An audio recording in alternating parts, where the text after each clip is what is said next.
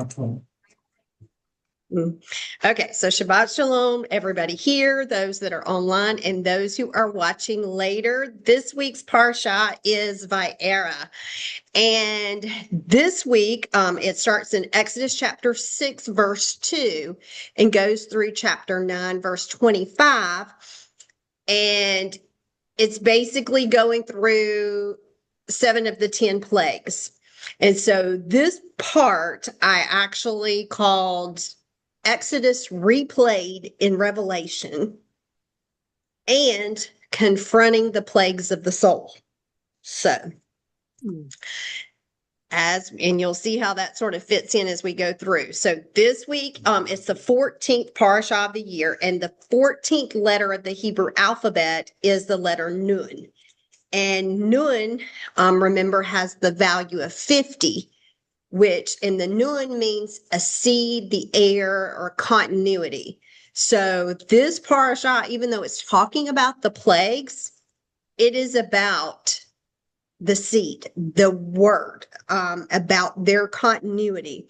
And so Yah is revealing who he is to Israel and to the world, or Egypt here. And so we're going to look at these plagues in detail. And we're going to look at how they were focused on demolishing the different gods and idols of Egypt. And we're also going to look at applying this scripture to us and how this symbolizes how we are to demolish those idols or things in our lives and really to come out of Egypt, Mitzrayim.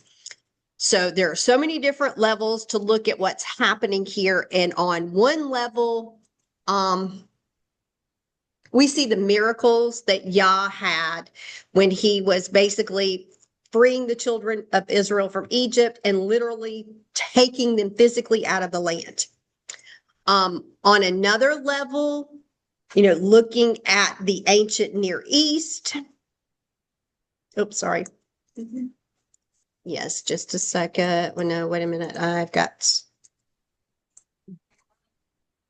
Okay, so there's so many different levels to look at what's happening. Like I said, it's physically Yah freeing them from Egypt and taking them out of the land of Egypt in wandering and then into the promised land. But on another level, looking through the ancient Near East lens and what they understood living in those times and in those days, that this really was a cosmic battle that was taking place. And that this was basically a battle between their God and Yah. And the plagues were an attack on the various gods of Egypt. And so this was a battle for kingship. And these plagues are the judgments that handed down to an oppressive empire and the recreation of the world by Yah's hand. Okay, let me stop that again. Sorry. I'm still trying to get someone else in. Just a second. It is...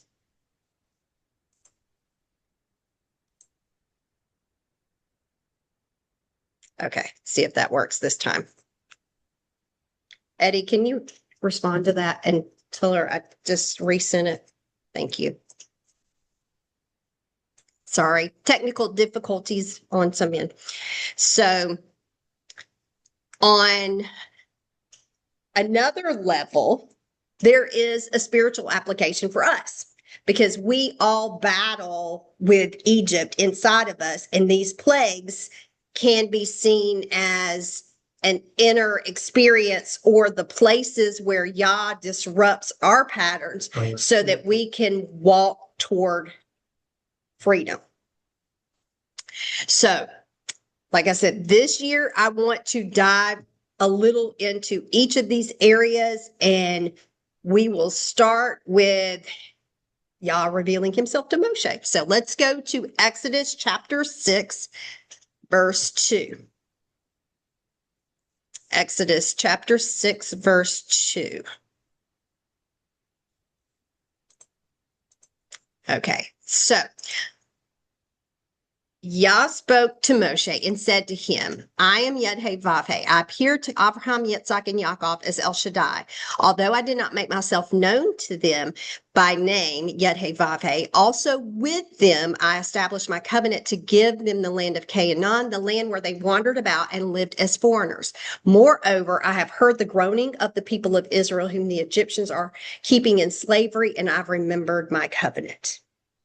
So when we first start, and we talked about this a little bit before last year, I don't know if you remember, but when looking at this verse, it says he didn't make himself known to them by the name of Yud-Heh-Vav-Heh. Okay. So what do y'all think about that? Did they not know his name before then, or? Okay. The only thing is, Mm-hmm. you know, they cried out. They knew who to cry out to. But so I don't know if that means they knew the name or not. Yeah. Because they cried out to him, he heard them. They did cry out. Okay, so let's go to Genesis. They did call him El Shaddai in a lot of places. Okay, so let's go to Genesis 15. Let's go back to Genesis 15 a minute. And verse 7. Okay, Genesis 15 and verse 7. Okay, what does yours say here? Then he said to him, I am Yud-Heh-Vav-Heh, who brought you out from Ur of Kasdim to give you this land as your possession. Talking to Abraham when he called him out. And so he told him who he was there. Yeah. Okay. If we go over a few chapters in Genesis 28,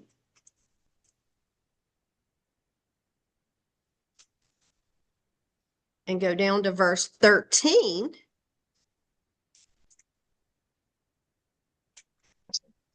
Okay, so 28:13, when Jacob, you know, this is in the part where Jacob's dreaming about the ladder, it says, verse 13, then suddenly Yah was standing there next to him and said, I am Yud-Heh-Vav-Heh, the Elohim of Abraham, your grandfather, and the Elohim of Yitzhak. So he tells them who he is. Yeah, well, in verse 3, Mm-hmm. he's basically, though, asking that as a question. Yeah. Mm-hmm. So he's asking as a question, don't you know it? You should know it.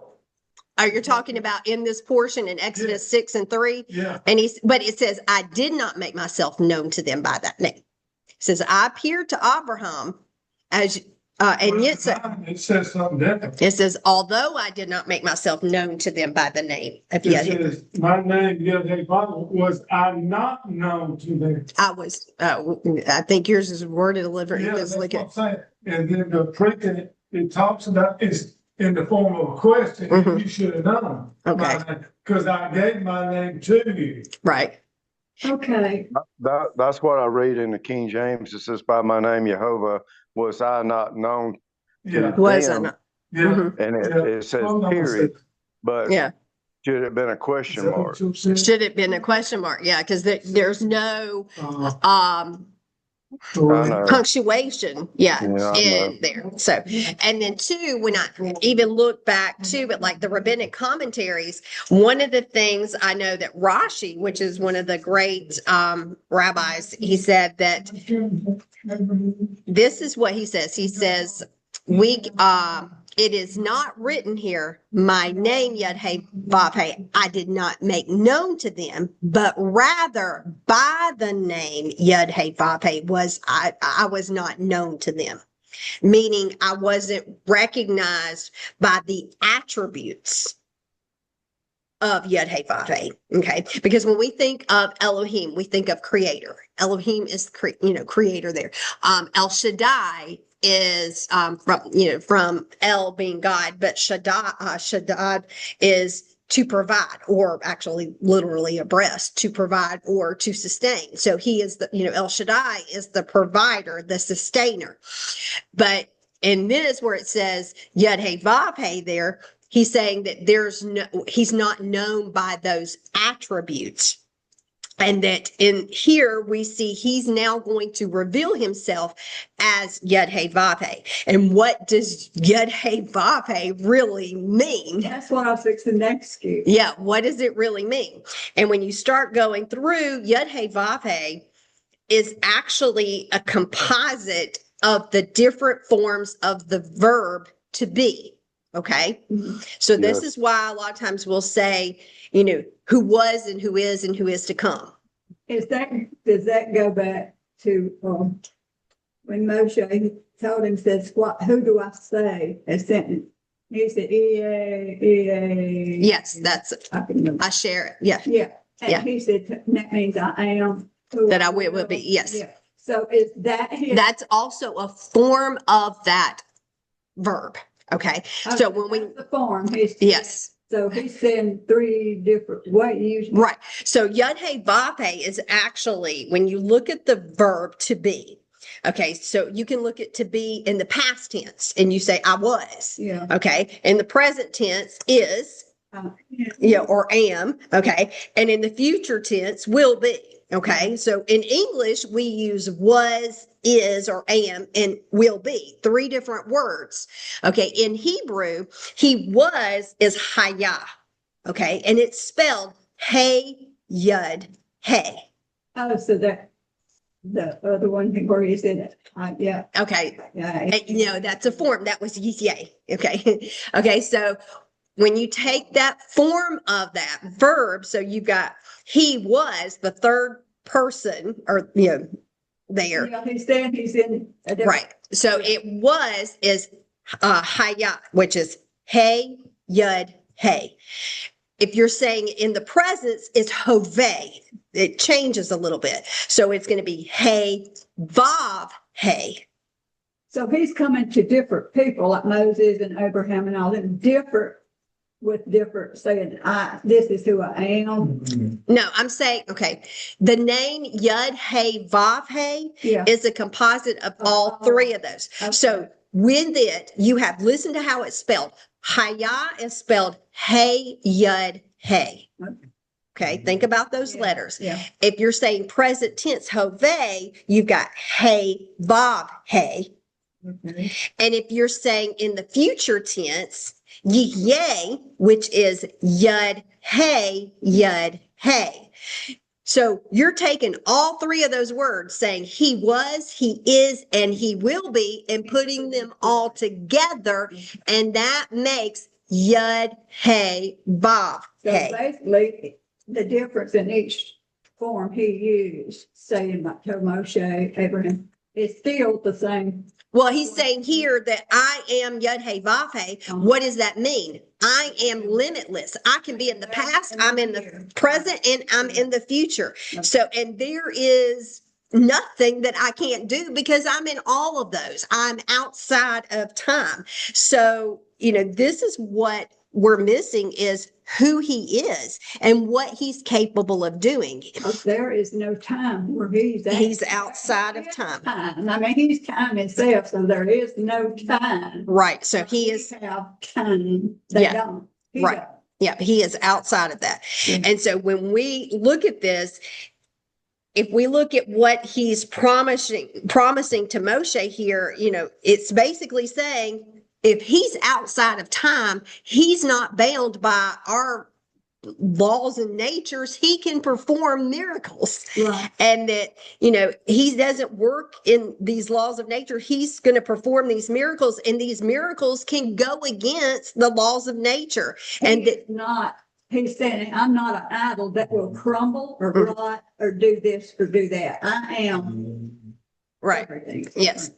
And so, he's clarifying that he is the creator of the universe, and that he didn't need to follow, this science or whatever. Yeah. That these plagues that I'm going to display, I'm going to show that I am everything here, and that I can defy whatever I want to defy. Like he can control He can control the universe. Yes. Mhm. frogs, Right. everything. Now, last year I talked a little bit about, that these 10 plagues were basically broken up into 3 groups. And that the plague of the firstborn, the 10th one, is like a separate one. But as we look at those 2 plagues, we talked about where they were revealed. And the first plague, the 4th and the 7th, are all announced at the river. Okay. The 2nd, the 5th, and the 8th are all announced at the palace. And then the 3rd, the 6th, and the 9th are not announced. They just happen. So, like I said, I wanted to look at these a little differently this year, and looking like with the ancient Near East here, what they're thinking of, that this is basically a cosmic showdown. This is a battle. And that Yah is dismantling every false source of power. And so he's directly attacking these Egyptian deities. Okay. Even the snake he used start with the rod, Right. and the Pharaoh people. He was still showing his power. Right. there. Even like it was a stick, but now it's a snake. Snake, yeah. Well, that's what- Okay, so let's go there. The Egyptian religion, of course, we know. So when Mhm. you say certain plagues were announced at different places, and you said Yes. whatever plagues were announced at the river, Yeah, the 1st, 4th, and 7th. the river is a source of life to people. In Because it's Egypt, yes. water, you got food. So I'm interested in, I don't know what them plagues were that was announced at the river, but I'm The looking forward to hearing blood, to it. the blood, the beast, and the hail and fire. And the Nile Oh, River was- okay. Those are the ones that were at the river. And if you think about 2, and this is what I want to touch on, is in the ancient Near East, the river or the water is also a symbol of chaos. And that's where the pagan gods seem to come out of, is the river. Okay.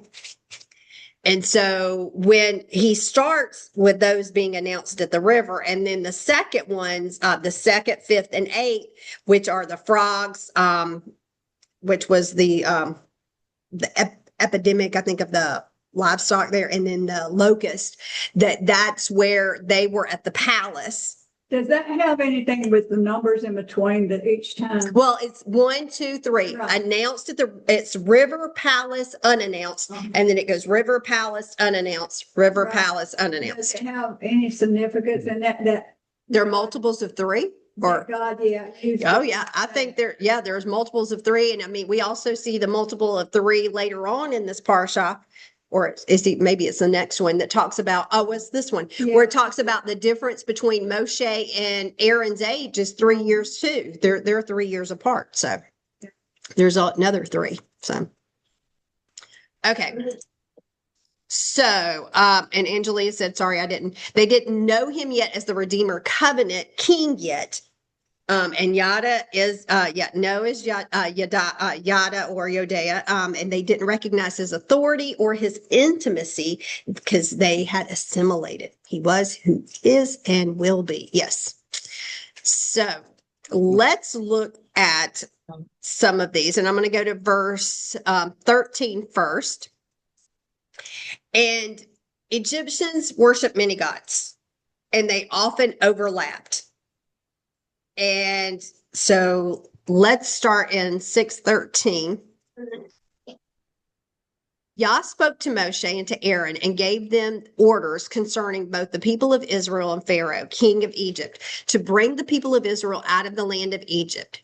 These were the heads of their families. The sons of Reuben, the firstborn of Israel, were Hanok, Palu, Hetzron, and Carmi.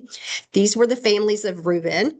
The sons of Shimon were Yemiel, Yamim, Ohad, Yachin, Zohar, Shaul, the son of the Canaanite woman. These were the families of Shimon. These are the names of the sons of Levi and their descendants, Gershon, Gahat, and Ma'ari. Levi lived to be 137 years old, and the sons of Gershon were Libni and Shimi with their families, and the sons of Kahat were Amram, Yitzhar, and Hebron, and Uziel.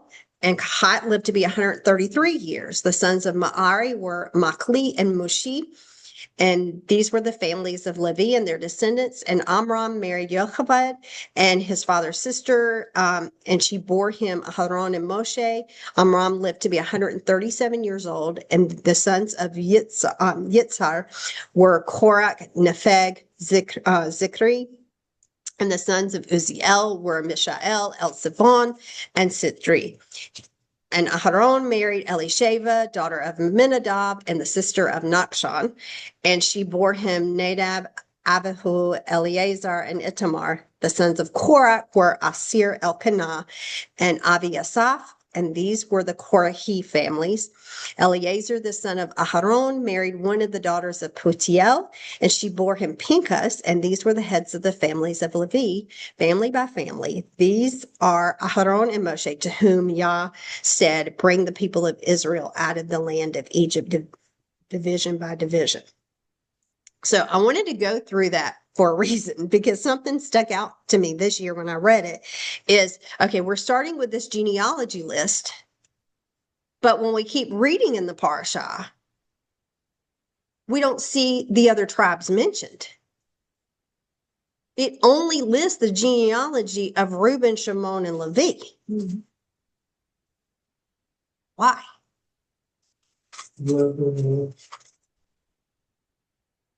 What was that? He loved them more. I mean, I don't know. I just saw that this time. I'm like, why aren't the other ones mentioned? Because it goes into their children and their. And it stops right here. It doesn't go into Three. it doesn't go into Gasher. It doesn't go into Tali. It doesn't go in Yosef or Ephraim. It doesn't go in Yehuda. You would think that if it's talking about the most important tribes, it's probably going to be Yosef and Yehuda in here, and he doesn't even mention them, and it's only referencing Reuben, Shimon, and Levi. That was the first moment of Yaakov and Leah. Yeah, these are the first ones that were born, but he just stops there. Yeah, because it goes into the other. And then it goes. Generations of them. Is it Yeah. something about the three? Is it something? Yeah, I mean, this is a pattern of a 3 here, but what is it? I don't know. So I just started looking up, just to see, because I'm like, that just stuck out to me when I was reading it. And these were some things different theories that I found. It said that Rabbi Hirsch says that he starts with Reuben and Shimon to show that Moshe definitely was not of godly origin, as the mythologies of the Goyim have their heroes. However, he and Aharon were in the middle of a fully normal family, and they were in the middle of the tribes with fathers, mothers, brothers, sisters, uncles, and cousins. So that's what Rabbi Hirsch said. Rashbam says that this passage provides the genealogies of only the 3 tribes that Yaakov had censored before he died, in order to teach us that these tribes were still important. Because remember, he had gotten on to Reuben for defiling his bed. He also got on to Shimon and Levi for what they did with it. So he's saying that because these were censored in a way that, he's showing that they are still important. So that was another theory. And I also found that in the Sefer Zor Hamor, it says that the Torah begins with Reuben in order to remove the Jewish people's misunderstanding concerning any of the Shevatim, the tribes, being superior to Levi. So the text begins with the search for the potential Shevatim or tribe that could have the prophet, the Nevi'im. And then he lists all these different ones and he couldn't find them. So they're saying that it is basically Yah is recounting the tribes in order, saying, okay, well, if it's going to be in order, here is going through this tribe, and this one doesn't qualify to be the prophet. So that was 3 theories that I saw. Whether I agree with any of them, I don't know, but I just thought it was interesting that he stopped with those three, because I can understand if you're wanting to point out the genealogy of Moshe and Aaron, Yeah, but then why did you go over the other two? So, and Levi, you know, he wasn't all that, they weren't all that good. yeah, they had But issues. He called them out as a priest. like, Yeah, you he know, did. God does. So that's just odd there to me. I Yeah. mean, you know, Yeah, so I don't know. So that was something just to think about, I guess. Maybe it's something in the future where the tribes are regathered. Yeah, I don't know. Something. I don't either. Okay, so Exodus, I'm going to skip over to chapter 7 and verse 1. Okay, so but Moshe said, or but Yah said to Moshe, I have put you in the place of God to Pharaoh, and Aaron, your brother, will be your prophet. You are to say everything I order you, and Aaron, your brother, is to speak to Pharaoh and tell him to let the people of Israel leave his land. I will make him hard-hearted, even though I will increase my signs and wonders in the land of Egypt. Pharaoh will not listen to you. Then I will lay my hand on Egypt and bring my armies, my people, the sons of Israel, out of the land of Egypt with great acts of judgment. Then I will stretch out my hand over Egypt and bring the people of Israel out from among them, and the Egyptians will know that I am Yud-Heh-Vav-Heh. So these signs and wonders are, being done so that the children of Israel could be released, but it's also showing the Egyptians who Yah is. It says here, so that they will know that I am Yud-Heh-Vav-Heh, that I'm in the past, present, and future. I'm outside of everything and I control it, not these gods that you are worshiping. why does he call them his armies? Yeah, because it's basically his people. He's bringing them out like an army. They're going to be, they come out with weapons. Yeah. Yeah. Is then Moshe considered the messenger of God? Yes, he is considered the messenger of God. Yeah, because he's going to bring the message to Pharaoh. He is the messenger that comes before. And that was his sole purpose up to that point right there, was that one message he had to bring to Pharaoh and keep going to Pharaoh, to bring the people out. Yeah. I'm assuming it was, because the way I studied it was it. Yeah. I mean, that was the first time he was fulfilling what God had called him from a child. Right. Right. To that. Okay. So Exodus 7 verse 8, sorry. Yah said to Moshe and Aaron, when Pharaoh says to you, perform a miracle, tell Aaron to take his staff and throw it down in front of Pharaoh so that it can become a snake. And Moshe and Aaron went into Pharaoh and did this as Yah had ordered. And Aaron threw down his staff in front of Pharaoh and his servants and turned it into a snake. But Pharaoh in turn called for his sages and sorcerers, and they too, the magicians of Egypt, did the same thing, making use of their secret arts. Each one threw his staff down, and they turned into snakes, but Aaron's staff swallowed up theirs. And nevertheless, Pharaoh was made hard-hearted and did not listen to them, as Yah said would happen. Okay.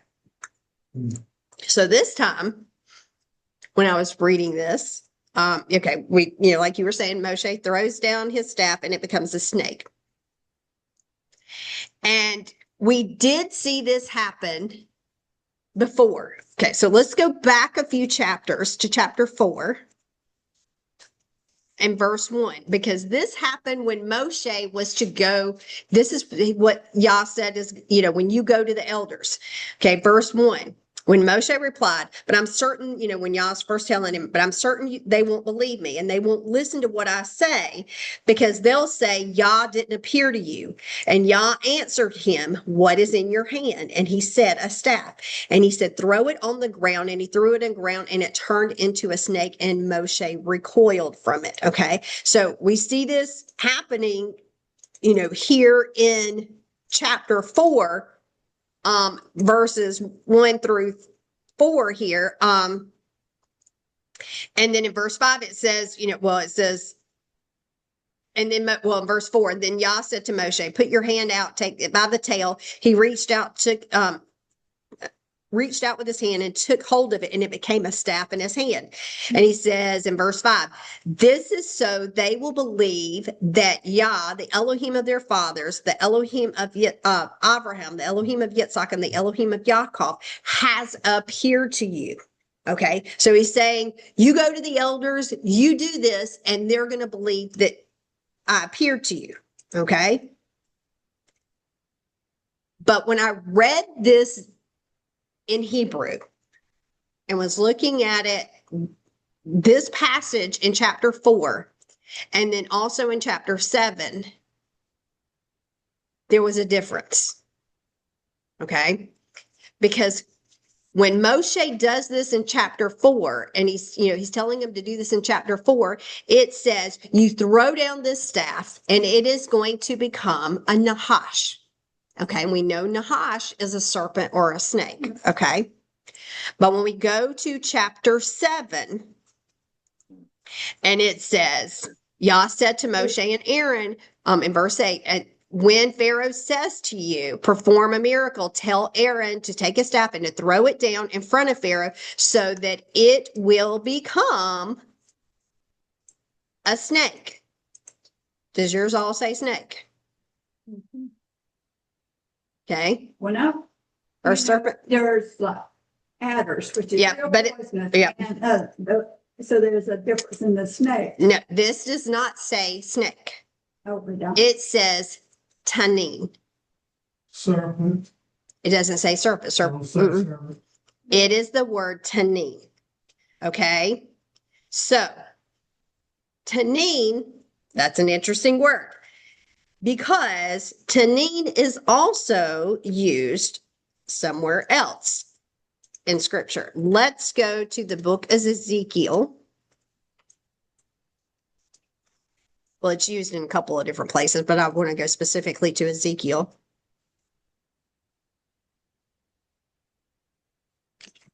Oops, sorry. I can't get it. Okay, chapter 29.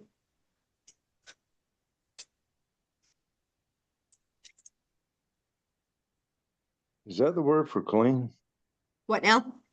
Is that the word for clean? Clean? No. That's Okay. tamim Okay. with a mem. This is a nun, okay? It's got to turn around this way. So 29 what? We're going to start in verse 2. All right. Okay. Human being, turn your face against Pharaoh, the king of Egypt. Prophesy against him and against all of Egypt. Speak out and say that Yah Elohim says, I am against you, Pharaoh, king of Egypt, you big crocodile. Sorry, she was touching my screen and it just went to a different verse. I got to find where I was. Sorry. Okay. You big crocodile laying in the streams of the Nile. You say, my Nile is mine. I made it for myself. Okay. But I will put hooks in your jaws and will make your Nile fish stink to your scales. Yes, I will bring you up from the Nile with all of your fish stinking to your scales. Okay. So I wanted to look at this because here in this version that I was reading, it calls Pharaoh a crocodile. Okay. But in many other versions, does yours use something different instead of crocodile? Dragon. Yeah. Okay. A lot of them will say dragon. It is that word tanin. Okay. All right. So where's that found? In verse 3, Ezekiel 29, verse 3. Oh, okay. I see it. Okay. So it is used, it's called a tanin there. We also see it in the book of Job. If you want to put down this reference in Job chapter 7, verse 12, it says, am I the sea or some sea monster? In the King James, it calls it a whale. Okay. A tanin. It is that same word there. So a tanin is not necessarily the same as a serpent, okay? But it's what is he doing here? He's saying when Moshe was to go before the elders, he threw down his staff and it became a serpent. It became a snake. But when Moses and Aaron are going before Pharaoh, he says, you throw down your staff now and it is going to become a tanin, a sea monster, a big, huge creature, whatever, like a dragon or whatever, like a crocodile, this big sea monster. Okay. Why? And if you, any ideas or thinking about this? Fear. I mean, As a god, yeah. as a God, so was that their God? Was it like there? Yeah. And you think about he's doing this and he's saying, you're going to throw down this thing and it is going to become like this creature coming up out of this Nile, And if you look here in Ezekiel, what did he say about Pharaoh? Pharaoh was this tanin lying in the streams of the Nile. But what does it say after that? It says, you say, my Nile is mine. I made it for myself. So that's what Pharaoh is saying, that the river is his and that he created it and that he's the creator.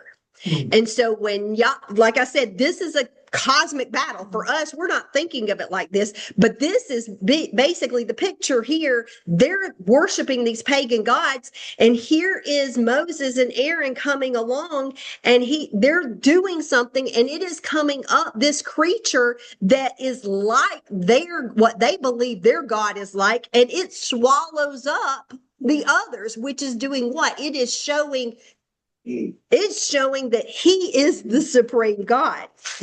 Okay. And, you think about this is what Pharaoh, Egypt and specifically Pharaoh here is the prototype of evil. And he's denying the creator. He's saying he created stuff. The Nile is his and that he did it. Okay. Now remember, I said this was an application we're going to look at with the ancient Near East and the cosmic battle. But I also said this is also, I'm going to look at a confrontation for the plagues of the soul. Okay, so think about this. Are we not like that? Because many of us have fallen into that Egyptian trap that I've made stuff myself, or we get carried away by how we can manipulate things. I'm doing this, I'm getting healthier, or I'm doing, and it's not us really that's doing it. It is Yah that is the creator. He is the one. Yes, he may allow us to, or do us with wisdom to do things, but he should be getting the glory for these things. And so many of us, a lot of times we look at what we have. We look at, maybe the house or the finances or whatever, and we're thinking, oh, I did this, or I built this business up. I worked, night and day or whatever. And it is, just leave it. And, that I am the one that's doing that. And so we're basically then puffing ourselves up to be like Pharaoh. Said in the scriptures, I am the one that gives you the wisdom and knowledge to give you wealth or give you anything good for you. I am the one that gives you the ability. Yeah. Did you hear him, Debbie? Mm-hmm. Okay. I didn't want to have to repeat it. So I was reading a book last night. It's fictional, but still it's all, has a lot of scripture in it. And that this pastor in Appalachia, he said the worst word in scripture is the word I. Yeah. Said people say, and he said that is the worst word, as I am. Yeah. And he went into a whole lot of things like you were saying, and he was preaching to some backwoods people. Yeah. And he said, it's all about the self. The one who is the great. Yeah. And he said, that's the worst word you can have, and say. Yep. And Angelina put too, thinking about, Pharaoh, that Pharaoh had used the Nile to determine life and death over the Hebrew male babies. That's where they were going to be drowned. And Yah is the only one in charge of life and death. And she said, I love the prayer after eating, thanking him for sustaining us, and that all we have is because of him. Such an important reminder. Yep. And that was just like Eddie was saying, that, he talks about that he gives us wealth. He's the one who does that. He's our knowledge or wisdom so that we can get wealth in order to do things for him. And, basically that's, and many of us have gotten into that where we're declaring, basically we're like Pharaoh. We are in control. It's up to me. And the problem is we've got that Tanin spirit in us, and that we need to defeat it too. Yeah, I was 3 o'clock this morning, I got praying, and you know how when you feel bad, the Holy Spirit comes through and pray for you or for whoever. Right. But I was praying and it just hit me in the head. Right. Whatever you're praying, don't take it back, because I do that. I am bad about taking it and trying to do it myself. You know what I'm saying? Yeah. I give it to God and then You pick it back up. Yeah. and do it. God. And I'm not honoring him by doing that. Right. And I said, how do I keep from doing that? I'm flesh, I'm a human. Yeah. It's just hard not To pick it back up. Yeah. It's because we want to be in control of things. Yeah. Turn to Isaiah 27, because this word is also used here. Isaiah chapter 27.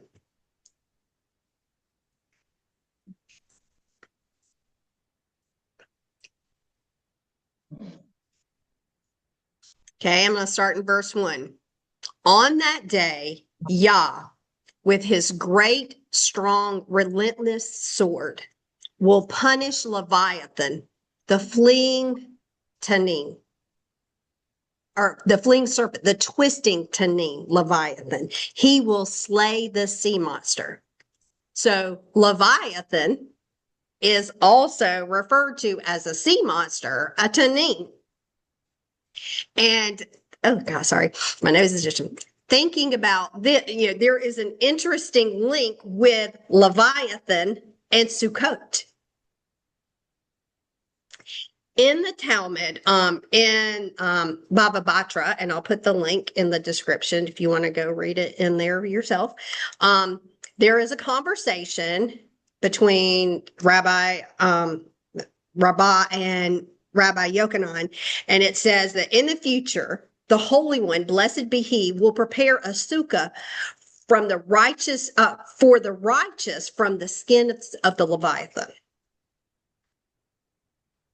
So in the Talmud, it's talking about the Mashiach coming, and when he comes, he is going to prepare a sukkah for the righteous ones with the skins of Leviathan. Okay, now that sounds strange to us. But remember, the Bible was written for us, but not to us, like John Walton said, that it was written to them. What did Moshe and Aaron and those living in the ancient Near East believe about this? That these sea monsters were these gods, and that it's talking about that when the Mashiach comes, that he is going to defeat the sea monster, Leviathan, and he's going to make a sukkah for his people with the skins of that to show that it's totally defeated. Is that literal? That's what that, yeah, it could be, Yeah. but that's what it was, it was a picture for them that they understood that if you're building the skins of the sukkah, out of this, that is not a God. That our God is the real God. You see? Yeah. That, that we're, so they're looking at this, that this is what the Mashiach is going to do. Okay. Is that he is going to defeat all gods. Okay. And Angelina said, thanks for making these connections. Does it talk about us eating Leviathan too? I don't know. I have to look at that. I'm not. I don't know about that, but I do know it talks about that the sukkah would be covered with it. So I have to look at that. If you find it, let me know. Okay. So I'd have to say, I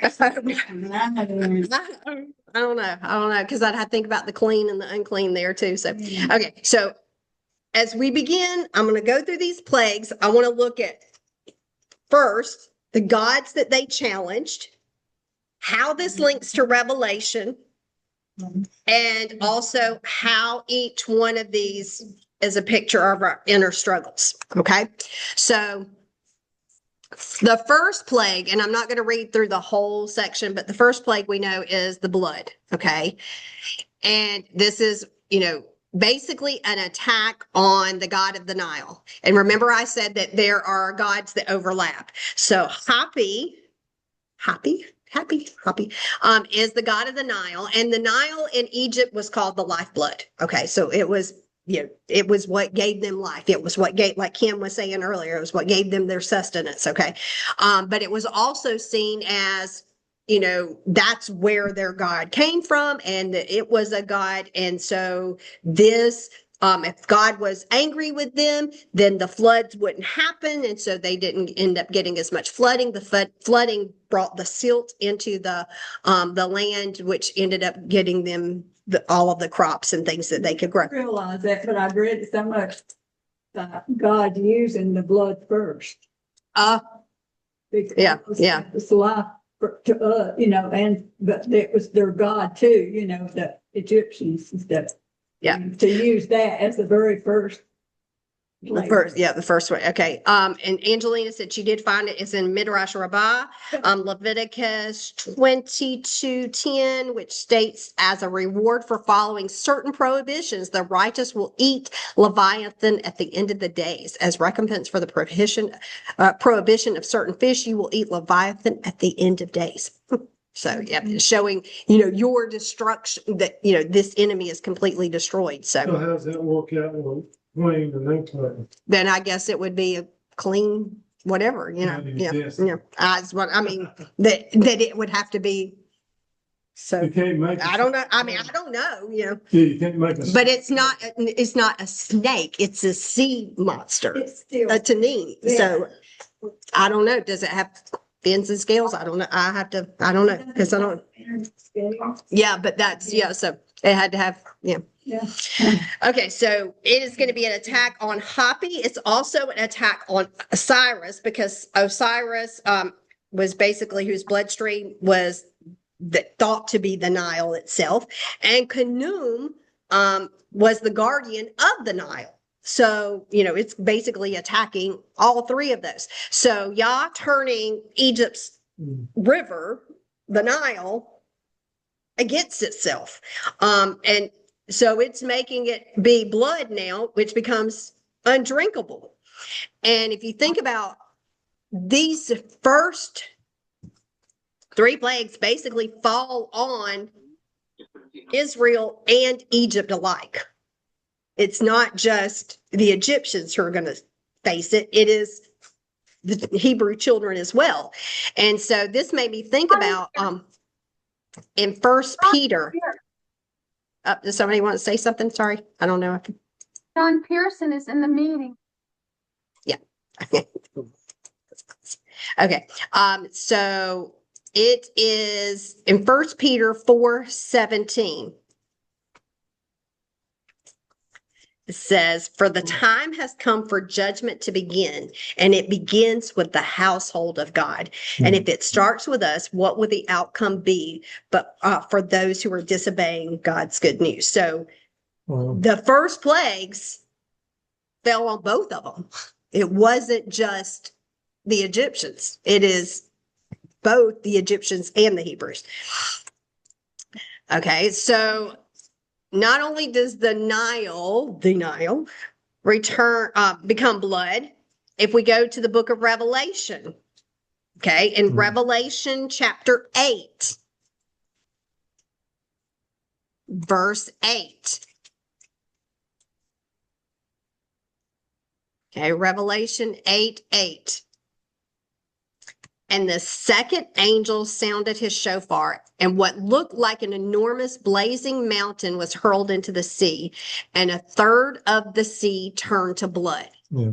Okay, so we see this happening in Revelation. If we go over to chapter 16 in Revelation, it's talking about the same thing. A lot of times we read it, in order, thinking that this is the order that it's happening, when it actually is not. That what we see here is happening over in this chapter too. So in chapter 16, verse 3, it talks about the second one poured out his bowl, the bowl judgments, into the sea, and it became like the blood of a dead person, and every living thing in the sea died. Okay, so if we think about the blood, the blood is a symbol of life because it gives us life, and it's a symbol also of atonement. But now the blood is this deadly substance in the water. And this goes back to the ancient Near East's picture of this battle. Remember how I said this is basically a cosmic battle, and this is a battle over the sea. Who's going to control the seas? Yeah. Okay. And the sea monster. And in ancient, when you start looking at the ancient Near East, they always had these battles of like Leviathan, Tiamat, and Yam. And it's interesting, what is the sea called in Hebrew? But Yam. Okay. Yeah. So, and in Revelation, we see there's a battle with a sea monster here, the dragon. Yeah. He's called a dragon, which is the same word that we looked at in Ezekiel for So that is Tanin. the same word. Tanin, yeah. Oh, It would be, because that's the word dragon in Ezekiel, yeah. is Tanin. And so when we think about what's happening in Revelation, that plague is coming back around. We're seeing it replaying, and it is happening, and we've got this dragon, this sea monster also being there, the Tanin being there again. Mm. Okay. And so looking at that first one, not only is that a battle that's happening there, and it's happening again, we're playing in Revelation, but if we take this a step further, and we see this as our inner experiences, because what is this plague? It is a place where God is disrupting the pattern so that the children of Israel can walk out in freedom. Okay. And so these plagues are basically a map of our inner life. The Exodus is not just a story of history. It tells us the story of each one of us, because each one of us has an Egypt, a Pharaoh, a journey toward freedom, okay, that requires us to confront these things that are keeping us enslaved. And so each plague is basically like a mirror being held up. It's not random punishments. They're revealing what's inside of us. And when we resist growth or ignore the truth or cling to that which is familiar but destructive, they show how God is basically lovingly disrupting the system, and he's trying to bring us to the place of becoming who we were created to be. Okay, so the plague of turning water into blood. Okay. Water sustains our life and it sustains our body. But blood in the water is toxic. So when our life turns stagnant or toxic is basically what we're thinking about. Well, it says life's in the blood. Yeah. And we're not supposed to drink blood. Right. And so if we're thinking about our inner self, Yeah. what happens when ours becomes toxic?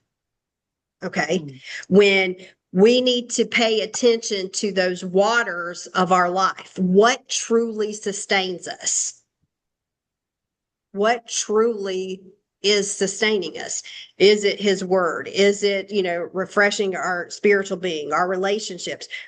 Are they becoming stagnant? Are they, think about blood. If you ever cut your, tongue or bit your lip or whatever, it tastes metallic.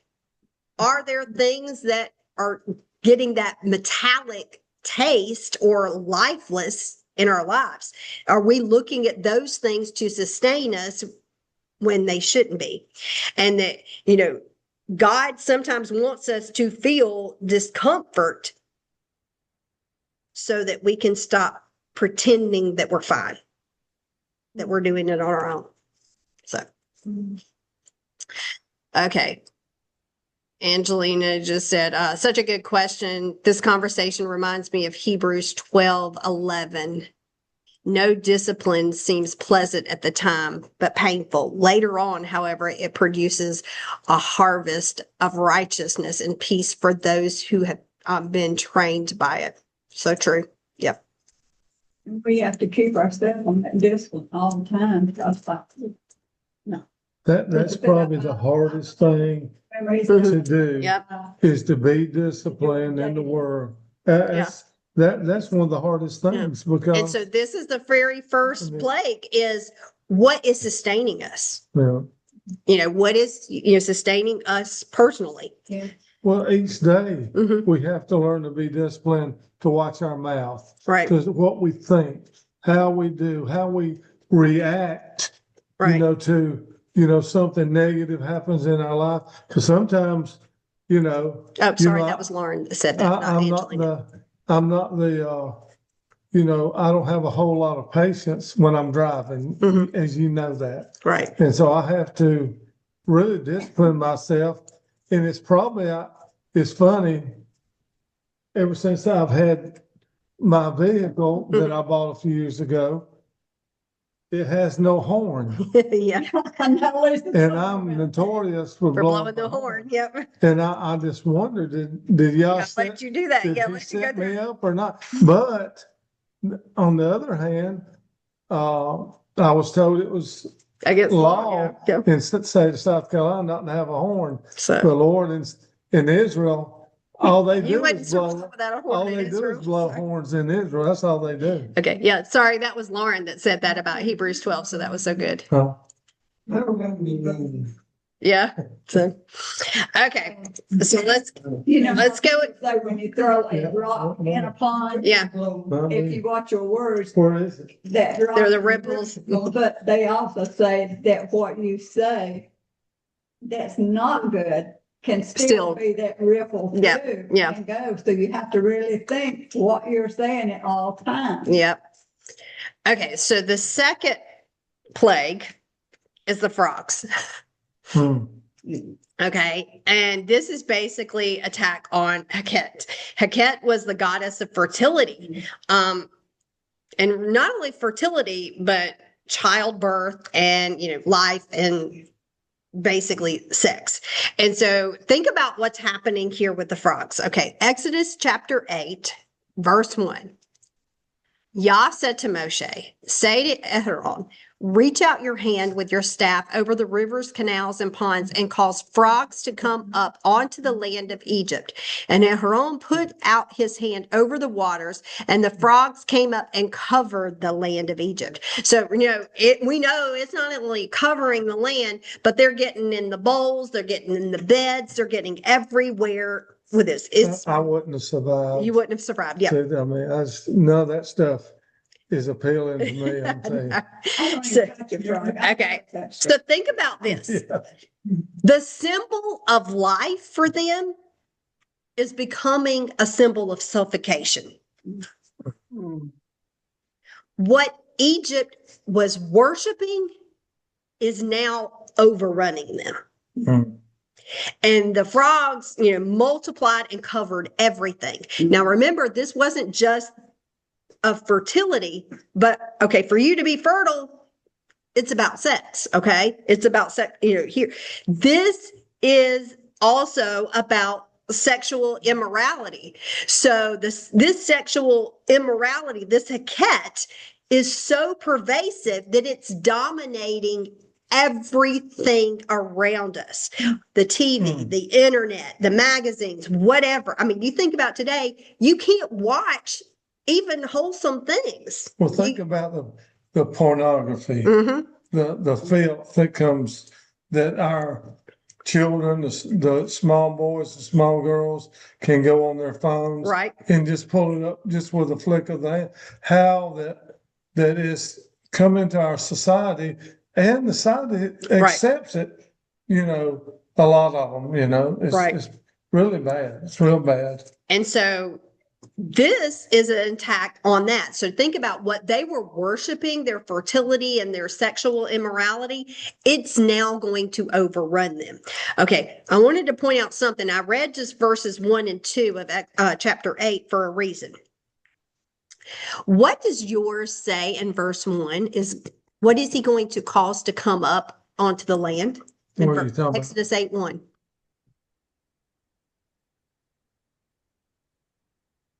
What does it say he's going to cause to come up on the land? Okay. In Exodus 8:2, and Aaron put out his hand. Aaron puts out his hand. He's going to do the action over the waters. And what comes up out of the waters? So, Frogs. That's what yours says, right? well, it's really singular. It is singular. In Hebrew, it's Sephardi. It's, singular instead of plural. It is in verse 2, it says, Aaron did this and a frog, Sephardi, comes up out of the river. A big frog. Okay, but wait a minute. But you get to the next verse and it's frogs again. It goes plural. Yeah. And so the Midrash Haggadah tries to explain this because this is what the Talmud, the Midrash says. Okay, this is what it says. Okay. Angelina's saying, what? A singular frog. Yes, it says a singular frog. And you're going to be surprised with this connection. This is what the Midrash says. They said that this huge frog crawls up out of the Nile and opens its mouth and spews forth legions of smaller frogs. That seems odd. Okay. No, not in the animal kingdom. Okay. Well, you think about the animal kingdom. I've seen that. But think about the book of Revelation. Because remember, Exodus is replayed in Revelation. Revelation chapter 16, verse 12. Okay. Revelation 16, verse 12. The sixth one poured out his bowl on the great river Euphrates, so out of the water, and its water started to dry up, and in order to prepare the way for the kings of the east.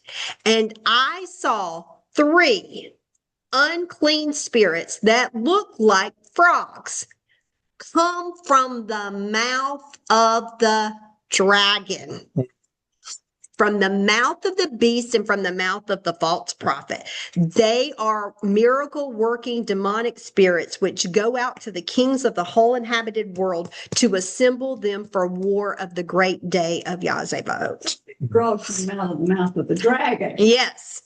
And it has other. Okay, so think about this dragon is that Tanim, who is associated with Pharaoh, who thinks he's the God of all, that he was the creator, and it is spewing forth these frogs. Wow. Okay, so perhaps these demonic spirits are compared to these frogs, covering the earth, because what are they doing? What did they do to Egypt? They covered the entire land. They were everywhere. And in Revelation, we see these, they're going to cover the entire land to assemble the earth, to assemble them for war. I know this is real.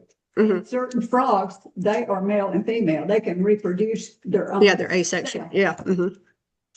Well, I've seen on the animal show sometimes where you've had some frogs would have their, they'll lay their eggs and the babies would come forth. And then to keep them safe, they would put them in their mouth and keep them safe. Right. So. And they can reproduce just like worms. Worms are male and female, one of each gen. It's just strange and weird, but it's real. Okay, so think about this. Sephardi, the word Hebrew for frog, also means small. because where do frogs tend to live? Okay. Which made me think about maybe Trump's slogan of draining the swamp takes on a new meaning when we look at Revelation 16. That's the giant frog is Washington DC. Okay. Okay. So think about this. That's one picture. This is a cosmic battle. It's coming back to replay. Then we also think about the personal level. These frogs invaded everywhere, their rooms, their houses, their beds, their bowls, everything. Okay. So we think about us, we don't necessarily have these things that are invading our lives, but what things, noise, things in our head, distractions, compulsions, endless scrolling on your computer, the TV, the work, overthinking, things are invading our lives. What things do we allow into our lives that hop around all in our brain, everywhere, and steal our peace? This is the honest truth. All the Jack time. had to go in for surgery All the 2 time. weeks ago, wasn't it, Jack?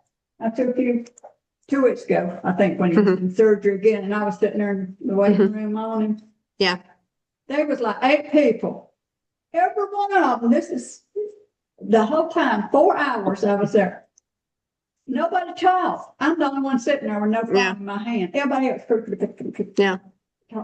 They weren't talking. Yeah. I told Jack, I said, the whole time I sat there, people were coming and people going. Yeah. But the ones come in, sat and sat there. They sat down, they did the same thing. Yeah. I looked around. I'm the only one not doing that. And I'm going, what if I shout real loud? Yeah.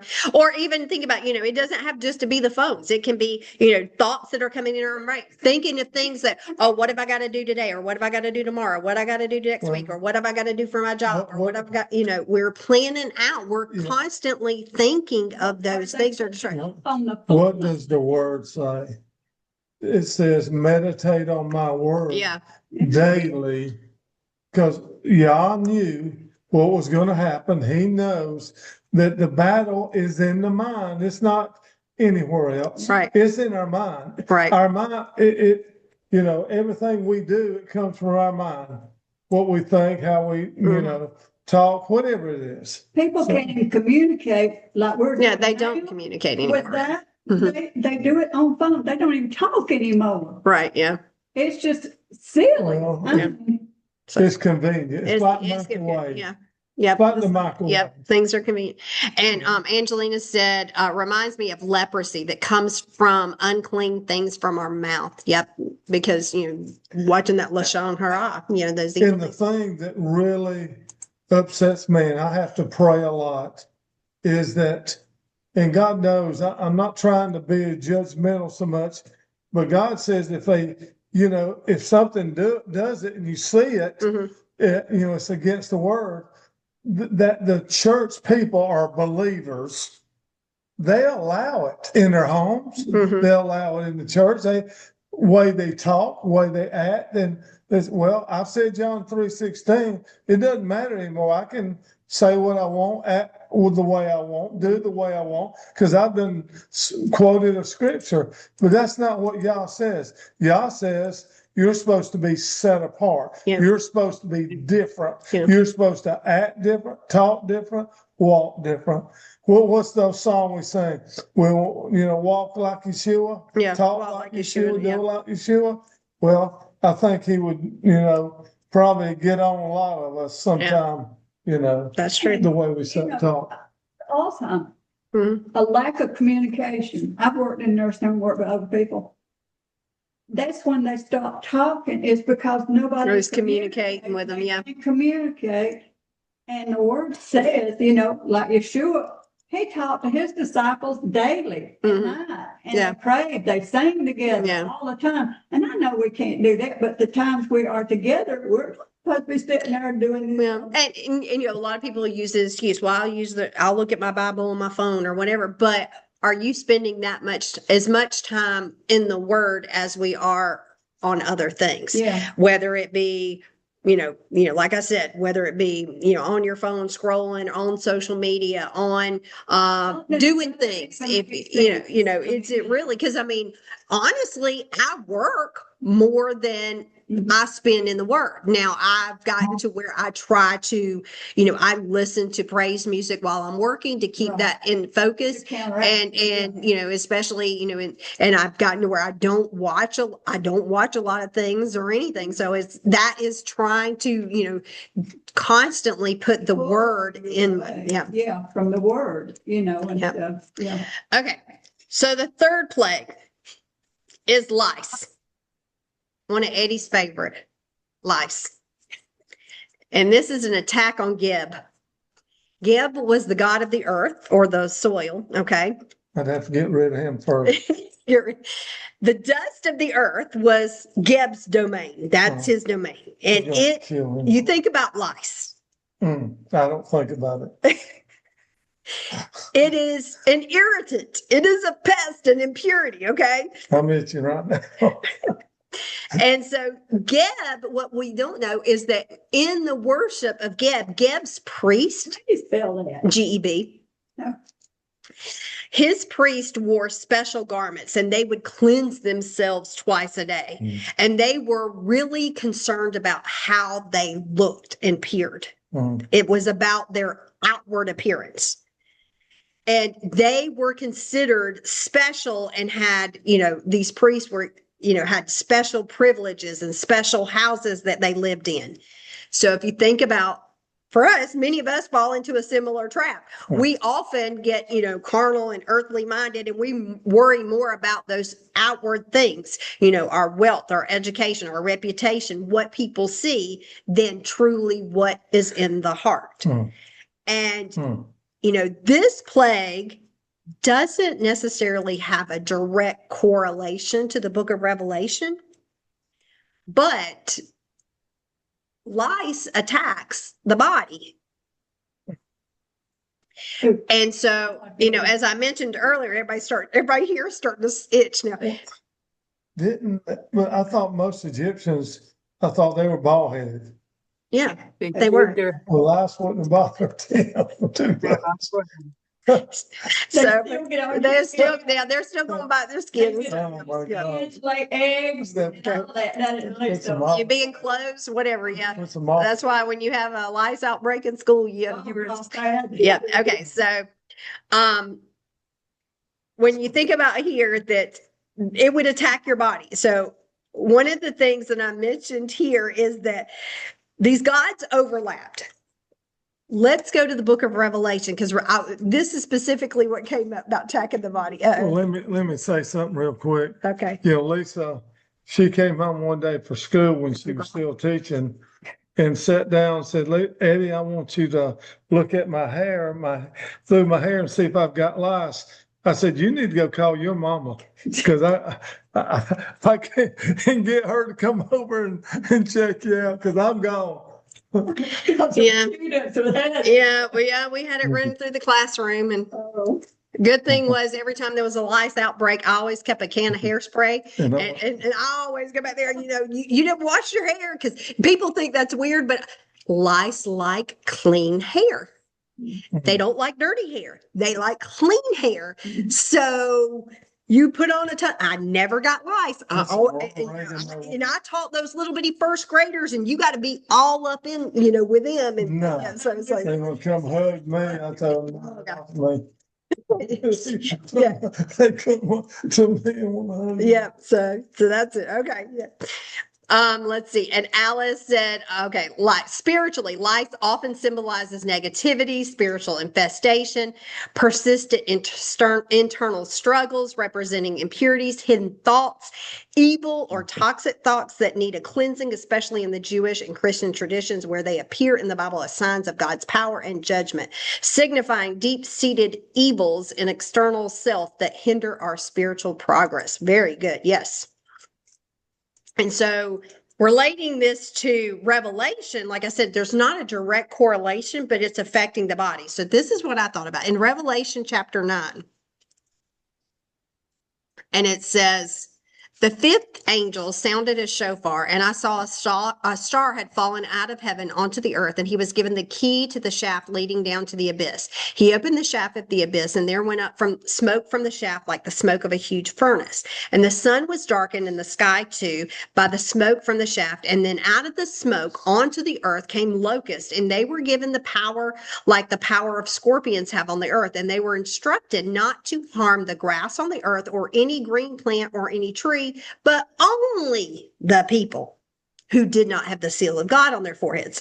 These locusts were not allowed to kill them, only to inflict pain on them for 5 months. And the pain they caused was like the pain of a scorpion sting. And in those days, people will seek death, but will not find it. They will long to die, but death will elude them. And, I'd mentioned in previous studies, and I don't remember which one right off the top of my head, but, about these locusts, how they relate back to First Kings. I think it's chapter 8, just off the top of my head, about these kings of the earth coming in, the kings of the east being like the locust, and they're described as being, kings. And so Geb is actually this god king of the earth. And, these earthly kings are going to become a source of irritation and impurity, and so basically they're actually, small, relentless, unavoidable, because we live here, we have to deal with them. And they're going to be a constant irritation. They're doing what? They're trying to break us down. And you think about, what do these kings of the earth try to do? They're trying to get us to do things that are contrary to his word. Mm-hmm. They're trying to break us down. Or, like I said, I don't think there's the direct correlation, but they overlap. Or could this be talking about the plague of the boils that come out on the skin? Don't know. But there's been the last, I'd say 70-something years, mm-hmm. in humans. There's been so much changes, getting further and further away and from further evil. Yeah. You know what I'm saying? It's getting worse and worse and right. worse and worse. And to us as believers, it's irritating to us. You know what I'm saying? Right. And it's hard for us to have to live around people or with people or see people, even, go in the grocery store, you see boys and, guys hugging up and kissing, and mm-hmm. women, it's nothing now. Yeah. And to us, that's a plague to us, really. Yeah. It irritates us, or it does me, because I just want to go up and sock them in the head or something, and say, right. It's an abomination to God. And it's all promoted on TV and commercials and everything. And then you think about, okay, well, what about in our lives? How is this, like, Alice was saying, it's that negativity, yeah. that little thing that can spiritually infest our lives. And it seems like something small, but it can be relentless and unavoidable. It can be a small habit that we have, or anxieties, or resentments. And like I said, they seem insignificant, but they seem to accumulate until we're overwhelmed with it. We're overwhelmed with it. And that, one thing that I thought about was that these small little problems, if we ignore them, they become spiritual infestations. And that, so we have to, really recognize that. And that's something that, that this lice is. This is a small problem, but if you don't attack it head on, then it becomes something bigger. Yeah, it grows into more and more and more in your own household. It spreads. Yeah. And it's a depressing place. Yeah. And you think about, lice spreads. Yeah. It is not like it's just going to affect one. It is going to be very contagious, and it's going to go over to others. So I know not only me, but everybody online mm-hmm. has went and talked to somebody or been in their house till you felt just a dark state in there. Yeah. You don't want to stay in that place, or, you want to get out of it as soon as you can. Right. And that's why I pray, Lord, don't ever take your Holy Spirit from me, because, that's you here in us telling us, no, this is not right, you know. Right. I mean, I just don't see how people can live now, you know, without the Spirit of God with them, you know. Okay, so then the next plague is the swarms. And I'm going to call it swarms here because in Exodus 8, if we go down to verse 16, 16. Yah says to Moshe, get up early in the morning and stand before Pharaoh when he goes out to the water and say to him, here is what Yah says, let my people go so that they can worship me. Otherwise, if you won't let my people go, I will send swarms of insects on you, your servants, your servants and your people, and into your houses. The houses of the Egyptians will be full of swarms of insects, and likewise the ground that they stand on. And so this is basically, again, attacking Kefri. And Kefri was like the god, he had like a scarab, he's like a scarab beetle head. And he's like a sun god. He's associated with the rising sun. And if you think about a scarab beetle, like a dung beetle, they're going to roll the dung. Okay. And so that's basically a picture of them rolling the sun across the sky. That's why. And it's connected to rebirth, creation, and daily renewal is what he was. And Wajet was also the goddess who was associated with like flies and protection. And if we think about Beelzebub, we all think about the Lord of the Flies. You remember the old movie, The Lord of the Flies. Which, is much later, not necessarily Egyptian, but it's still the same concept. So in English, depending on your version, it may say flies, swarms of insects. But in Hebrew, this is why I just called it a swarm, because in Hebrew, it uses the word arov. And arov is swarm, but it doesn't specify which animal. And the root of arov is arav, okay? And arav, listen to this. If you're looking in the concordance in the Hebrew, it is 6148. This is what the concordance says. Arav means to pledge, exchange, mortgage, engage, or occupy. Or you're taking on a pledge or, a surety. And so I found it interesting that this root links to a pledge or like a mortgage. And that root is the same root where we get Arav 6150 from, which is evening, like Erev, okay? And we think about what is evening, because there's a difference between night and evening, because you would say, good morning, Boker Tov is a Harayin Tov, which is good afternoon, and then Erev Tov, good evening, and then not Lila Tov. So there's a difference between Erev and Lila, evening and night, okay? Because evening is when it's growing dark. It is a mixture of light and dark. And so this idea of arov is also mixing. It's a mixture of things. And if you think about it's a swarm. So in our lives, what are things that are mixing light and darkness that seem to control us? That we can't manage them, because a swarm, you can't manage a swarm. Is it our emotions? Is it anger? Is it fear? Is it jealousy? That are, as we're going through our, lives and relationships that causes damage. We can't let those things rule over our lives and our homes. And, that just, thought about that, because it's really that swarm. You can't control a swarm, but it is arov, which is linked with that word erev, which is a mixture, an evening. Okay. The next one is pestilence.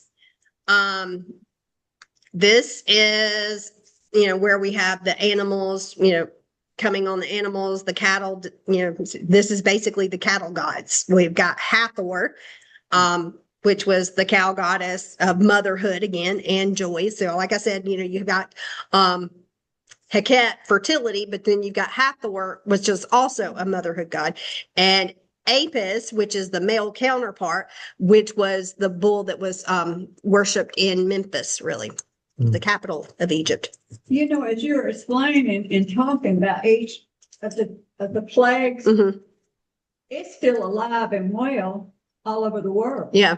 It has spread from Egypt to all over the world. Right. We don't see them as these gods anymore, but yeah. Yeah. I mean, as you were explaining how each one can be in our lives in a different form, and that explains like anger, or just doing crazy things and living this way and that way, that's the form of the plagues and stuff. And so these animals, Egypt are revering, you think about this is, basically what happened with the golden calf was fashioned after Hathor and Apis. Yeah. It was a god they were familiar with. Yeah, okay. God is showing them with their gods that they worship these plagues. But like you said, we don't have these, like in our life, but we still have those things to come on us that we have to start realizing and look and understand this is not of God. Right. Right. Okay. In Revelation 6 and 8, we see this pestilence coming to play. It says, I looked, and there in front of me was a pallid, sickly looking horse. Its rider's name was Death, and Sheol followed behind him. They were given the authority to kill 1/4 of the world by war, by famine, and by plagues, and with the wild animals on the earth. So, Egypt's livestock here, which was basically, part of their foundation of their economy, it is dying out. And you think about, okay, so where is our economy and our lives? What are we relying on for our economy? A job, a relationship, a plan, what happens when those things that we depend on fails? That was 6:1. Revelation 6:8. No, I mean Revelation 6. Verse 8. And so you think about it, if a lot of people might, rely on their job for their economy, or, if they're a spouse, or, whatever, Social Security or whatever. What happens when what you're relying on there fails? I mean, just be honest, I don't know that Social Security will be around by the time I get ready to, draw. I don't know. So, and this plague it's not a punishment. It was to be a wake-up call to them.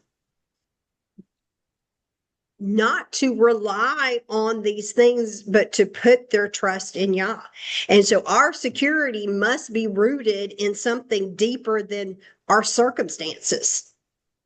We have to have that faith that he's going to provide. And that if he doesn't, then, we're just going to go home with him, to be with him sooner. At the red horse, I was reading that, how he was sent to take the peace away from there from people slaughter one another. Well, that's going on there for right now. Yep. Yep. These are. It's all right now happening. And you think about what I read in my version, it called this pale in chapter Revelation 6:8, it called it a pale, sickly looking horse. And it's actually the word chloros, which is that green, the green color. It is this green, when you think about how interesting that all of these Arab countries have red, white, green, and black on their flags. Yeah. That tie in there. When you start looking at they've got red, black, green, and white, which are the colors of these horses here too. So, okay. The next plague, boils. Another great one for Eddie this is an attack on Sekhmet, which was the goddess of plagues and healing, Isis, which was also the goddess of magic and medicine, and Imhotep, which Imhotep was basically, he was like a physician He was a physician there, and a lot of people don't know that ancient Egypt had the first medical journals. Really, they were taking out body parts, Oh, yeah, and so they were studying them. Mercy. They had a lot of what we know about medicine came from They did a studies lot of they did. that with the pharaohs when they embalmed Them the pharaohs mummified so them, they'd last forever and all that kind of thing. right. in a lot of the excavations they did out Yeah. in the deserts. Now they found some of those little sealed vials still. The jars, the canopic jars, because the canopic jars held the organs that they would take out of the body. Yeah. That's nasty. Sorry. What was really nasty is they didn't consider the brain to be important. Yeah. The heart was what was considered to be important. And so they would actually take a hook and put it up your nose Thank you. and Suck the brain out. and pull the brain out through your nostril. Listen, Sorry. uh, Just to show that. No. The kids used to love that part. Yeah, thank you so much. Yeah. Oh, What was that, Debbie? The same thing with their cats. Yes, with their cats too. They would mummify their cats. Yeah. Hopefully So- some of them- Eddie said all cats to be mummified. He hates cats. Okay. So these boils would appear on the skin. Oh, and Angelina said, reminds me of the hooks with the Leviathan. See? Okay. Okay. So these boils would appear on the skin. And the gods of healing, basically this is showing these gods that you trust in healing cannot heal you. Okay. So again, this cosmic battle here. Okay. And like I said, if we go to Revelation, how this replays in Revelation chapter 16, verse 2 says, so the first one went and poured out his bowl onto the earth, and disgusting, painful sores appeared on all the people who had the mark of the beast and worshiped his image. Yeah. So these boils, like I said, are addressing the gods of medicine and healing. And, like I said, there are multiple gods like, Sekhmet, Isis, Imhotep, Thoth, all of these are being addressed. But notice in Revelation that this is attacking specifically in Revelation the ones who have the mark of the beast. you know what just hurt Job? Mm-hmm. God told Satan you can't kill him, Yeah. but you could do anything. He's faced Job. And everything. Yeah, Job. Oh, Yeah, Job was facing those plagues. He was doing that too. So, and Alice said, spiritually, boils often symbolize pent-up negativity, emotional toxins, unresolved issues that are coming to a head, representing a need for cleansing, release, or purification of suppressed feelings like anger and resentment or fear. Yep, exactly. And so think about, these boils, these things that are manifesting could not be healed. Now, like I said, the Egyptians, the ancients were focused on preserving life, in the world, in the afterlife.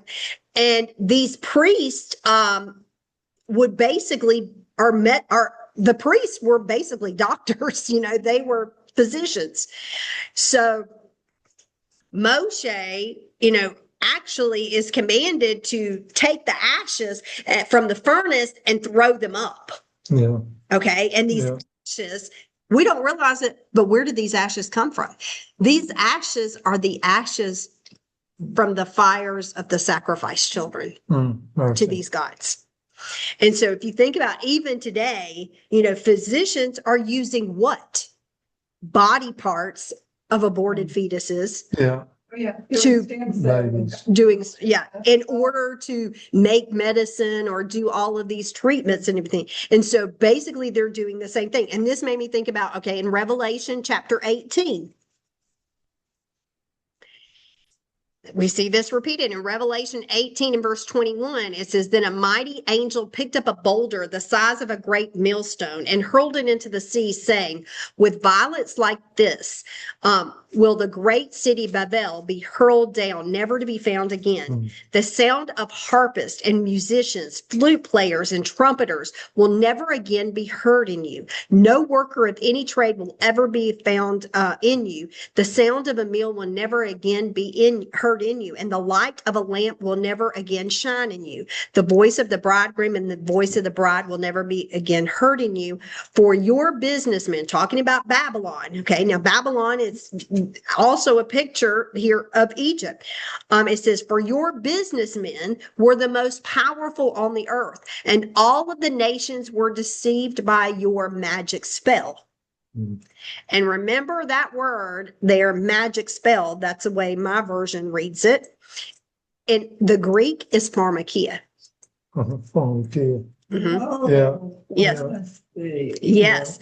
So your businessmen were the most powerful on the earth. Who were the businessmen that were the most powerful on the earth? It was those that were deceiving the nations by their drugs, their medicines, the pharmakia. So the people, if you go back to this plague, these gods of healing here, the people were relying on the pharmacy and the drugs to cure them, not Yah to cure them. And no drug cures you. Yeah. No, It's Yah that does it. no drug cures you. It just mask what you have, basically. Yeah, a lot of times, you will they will give you one prescription and it's going to cause other issues. And then you go back to the doctor and now you have this problem and, I've got medicine for this. Well, they'll give you now something for that, but then it's going to cause an issue with this organ. And so now you've got two medicines that you're taking and it's affecting those, but then you've got something else wrong in your body. Yeah. So, and, I'm not saying that there aren't good things out there, but as a business, it's run as a business. Oh. I mean, you remember years ago, it used to be different. Doctors were concerned about your health. How they were teaching you how to be well, not how to sell medicine. Yeah. Now it is, Yeah, how do I sell this medicine because I'm going to get more money from it? Yeah. So. About 100 years ago, people were using herbs, Yeah, they use herbs. Yeah. To heal. Yeah. So I know my mom. Yeah. Growing up, used stuff like that. Yeah. But now it's pop a pill. Yeah. Did I feel better? Pop another pill and some different Right. substance, Yeah. I mean, so many people are taking nerve pills today. They're, everything is wrong. It's just, Okay. Alice said, sadly, something has come up. Okay. She's going to have to leave. That's okay. And Lauren says, it has been such a blessing. Okay. She's also going to have to leave. That's good. Okay. Great having you guys on. This too, when you think about these boils appearing on our skin, it's on the outer layer. What boils up in us and appear on the surface? So if we think about our lives, what things do we have hidden in our hearts and our lives? Our sins, our feelings, our wounds that are laying there beneath the surface, and they fester up the pain that, we think we've buried, and it's brought to the surface. And sometimes, God allows certain things to be brought up, not to shame us, but to heal us. Amen. Because, if we refuse to face something, it's eventually going to rise to the surface. And so, and he's doing it in love. That's just like a lot of times you think about your kids, you disciplined your kids, not because you wanted to be mean to them, but because you were doing it in love. You were trying to help them. Okay. And that's the same thing with these boils. What inside of us is below the surface? What is it? Is it a pain or a wound or a feeling or a sin or whatever is that we're allowing to fester? Yeah. And the word talks about, if you're a believer and you have a dark secret of you have doing something in darkness, it says sooner or later he's going to bring it to light. Yeah. so everybody can see.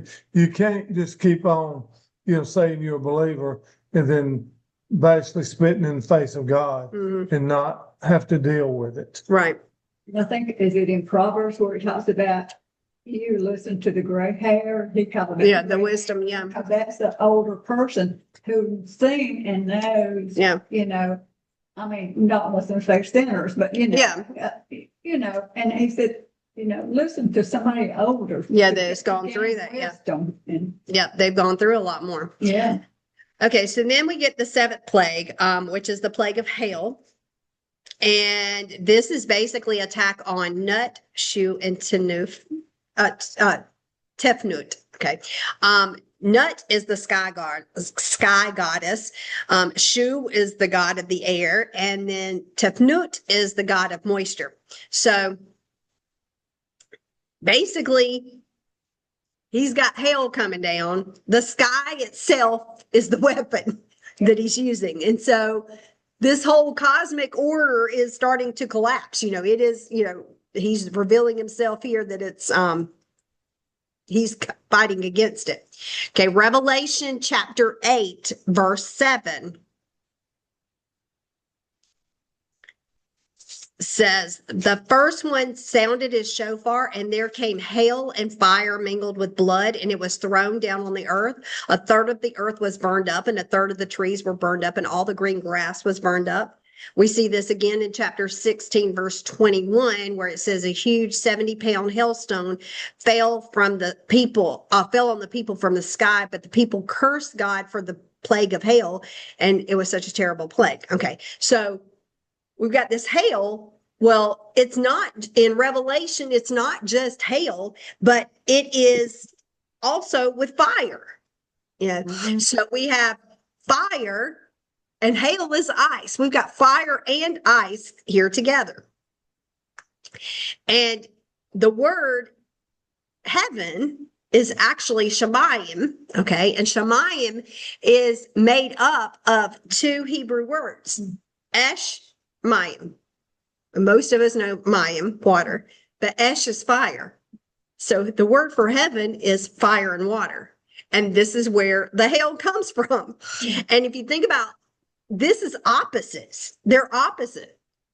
And what's happening here, the plague, when these opposites are colliding or contradicting, we think about, this is what we were saying earlier. We want to change, but we don't.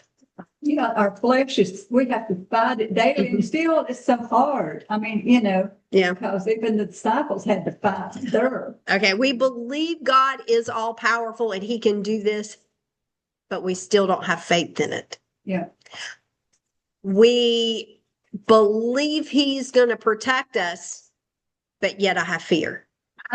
My faith is weak. I prayed to God about it, and I admit it. My faith is weak. Mhm. Help me, because I know in coming times I'm going to have, faith's going to have to get stronger and stronger. Right. Until, And a lot of us don't. We still have that where we need to see.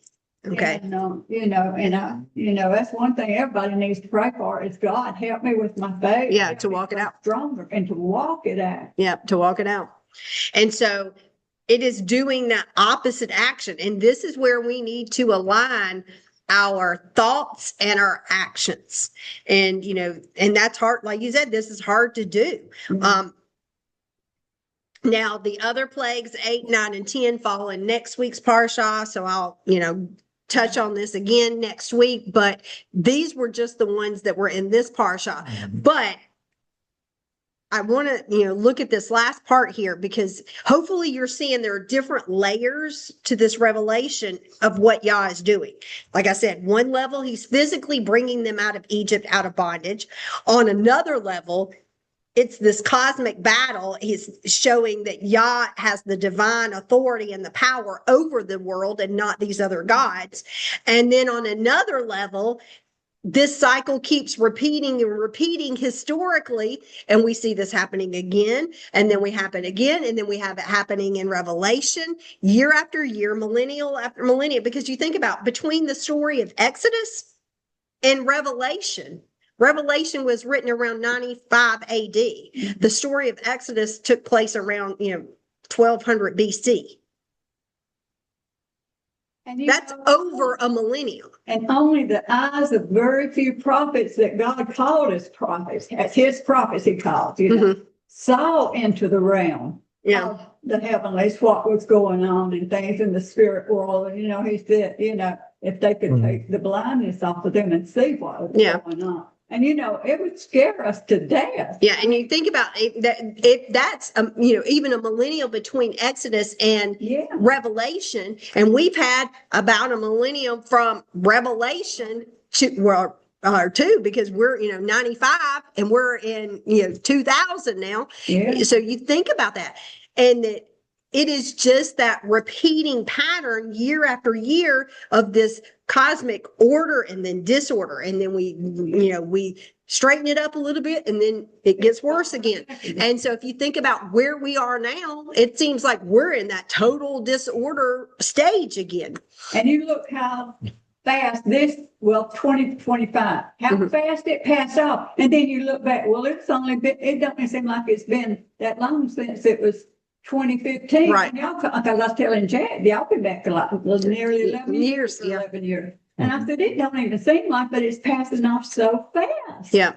Angelina says, things speeding up. Yeah. Angelina says, almost seems like he was giving even the Egyptians an opportunity to see who is sovereign. Yep. And allowing them to choose whom they will serve. Exactly. Because and many did come out with the Israelites, because it says there were a mixed multitude. Yep. Everything he does is always to bless the many. And what does the word of God say about speeding everything up? If I didn't speed shorten the day. Yep. If I didn't shorten the day. See how it's happening. I mean, anybody can just look back and see how fast it's went the last 5 or 6 years. Even just like last year. Right.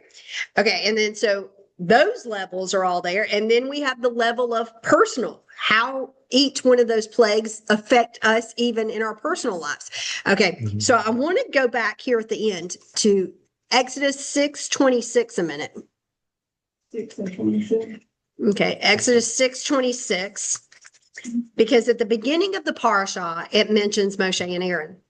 Okay. In Exodus 6:26, it says, these are the Aaron and Moshe to whom Yah said, bring the people of Israel out of the land of Egypt, division by division, and who told Pharaoh, king of Egypt, to let the people of Israel leave Egypt. These are the same Moshe and Aaron. Now notice in verse 26, it says, these are Aaron and Moshe. Yeah. But in verse 27, it says, Moshe and Aaron. It's got them in reverse order. Okay, it's in reverse order. So they're like bookends. And so if you think about a bookend, there's something in the middle. Okay, they're pointing to something. Yeah. And so when this should alert us that there's more to these two verses than they appear, because Moshe and Aaron and Moshe are mirror images of each other. Okay, so this got me to thinking Moshe and Aaron are the two witnesses. Okay, they're pointing to something. And looking at the words in these two verses, okay, we know that these two witnesses stand before the king of the world, just like Moshe and Aaron stood before Pharaoh, the king of the world. And if we look at the words that are not the same in those two verses, okay? So if you look at those two verses in Hebrew, and I will share right here just a second so you guys can see my screen.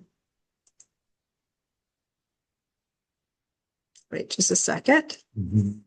I got to go to the big screen here so I can share. Okay, so I'm going to share my screen here so you can see. I've written it in the Hebrew. Okay, and you've got the green and the yellow. What is in the green is the same in both verses. Okay, like who, Aaron, Moshe, Aaron. Okay, so what is the same? I highlighted in green. What is in yellow is different. Okay, so taking those words in order, okay, in the Hebrew and spelling them out here, it is saying, Asher Amar Yahweh, Yad-Heh-Vav-Heh, Lahim, Al Zavotam, Him Hamavarim, El Paro Melech Lehodze, and then the Mem at the end. Okay. So what is different with those two? So Moshe and Aaron are pointing to the center, and this is what's different. This translates to that Yah said to their Zivotam, their armies, they are the ones ha-medabarim that speak to Pharaoh, Melech, king, le-hotzi mem. Sorry, gotta turn that off. No, I gotta turn that off. Lehotzi mem, which is to take out mem. Mem is water. Okay. So look at what it's saying. Yah said to their armies, they are the ones that speak to Pharaoh, the king, to take out water. It's talking about these two, Moshe and Aaron. And remember, what do the witnesses in Revelation have the power to do? In Revelation 11:3, I will give the power to my two witnesses, and they will prophesy for 1,260 days, dressed in sackcloth. If you keep going down to verse 6, they have the authority to shut up the sky so that no rain falls during the period of their prophesying. And they also have the authority to turn the waters into blood and to strike the earth at every kind of plague as often as they want. So the mem that is there is a picture of the water, because the water is as of the waves of the sea. So these witnesses are able to take water away from those who do not follow Yah. And so when you think about Moshe and Aaron were the two witnesses in Egypt, and we get over to Revelation and we have two witnesses in Revelation, and they have the same power that Moshe and Aaron did in Egypt. It's the same pattern there. It's just replaying there. So in Revelation, the ones that are given that power, they can do anything by God's hand. It says they have to shut up the sky so that no rain, Yeah. basically no rain's going to fall. Wow. And so, is that literal, or is it the fact that your prayers are being heard and the blessing, because the rain is a blessing too, it's not pouring. And so when you think about Yah has a plan, he's revealing himself to his people, but he's also revealing himself to the Egyptians. And it is both to bring out the children of Israel and, those Egyptians that saw, because that mixed multitude came out. So in Hebrew, these two, the 26 and 27, they are bookends. They're bookends. Yeah, they're pointing something to the center. And then so if you take out the words that are the same, you see what's left, and it forms this sentence that these are the ones that are speaking to Pharaoh, that they're going to be able to control the waters. Now, remember, and going back, remember the magicians, the sorcerers, whatever, were able to replicate the staff becoming a serpent. They were able to replicate the blood and the frogs. Okay. They were able to do those too.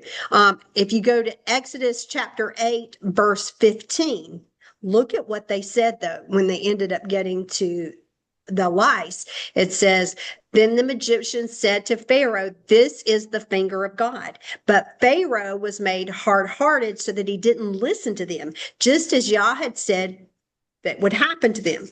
Now, what I found interesting is that the magicians called this the finger of God, that's Etzabah Elohim. And this phrase is used 2 other times in Torah. It's used in Exodus 31, verse 18.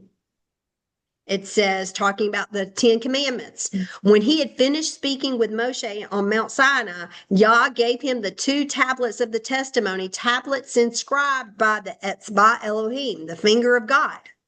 Okay.